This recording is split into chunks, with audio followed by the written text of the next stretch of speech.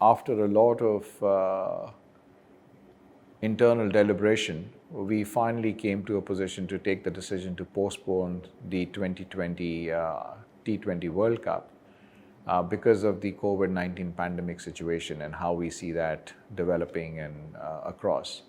We need to factor in the amount of complexity that a world-class event with 16 teams participating brings in terms of safety and security of not just the teams, the players, but every person who is involved in making the tournament happen, which would include your broadcasters, your volunteers, your media, and they all play such an integral part.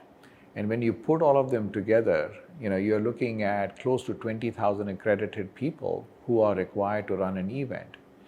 And for that kind of magnitude, to make sure that everybody is safe and secure is an extremely important decision that was taken through. We went to a considerable amount of areas to focus on. We looked at options like air bubbles. We looked at options, could we have it in reduced venues? We looked at options, could we play behind closed doors? And we also looked at the various information that we were getting from government authorities.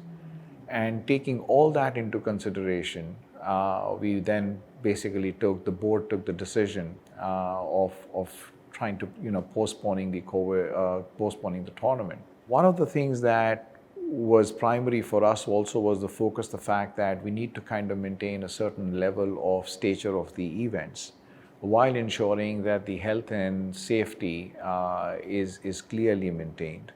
We were extremely conscious also of not putting undue pressure on the national health services, which would have led to possibility of compromising the kind of facilities that were available to the local public there on this account. So that also played a huge part in coming to the decision on that.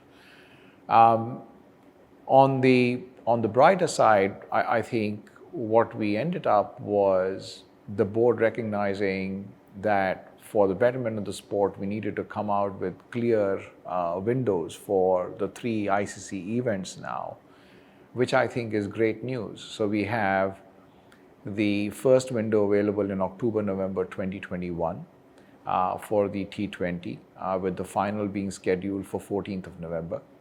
We have the second window scheduled for October, November 2022, with the final being scheduled for 13th November. That kind of gives you a very good 12 months gap between the two tournaments. And then the board also took the decision of basically moving the ICC Cricket World Cup, Men's Cricket World Cup, from February, March 2023 to October, November 23, with the final being scheduled for 26th of November, which kind of is a huge step in the right direction for the sport, because it now just gives you a very clear gap between the various things. Plus it helps us also make sure that we can plan the events given the stature of the events and ensuring the health and safety of all the people concerned.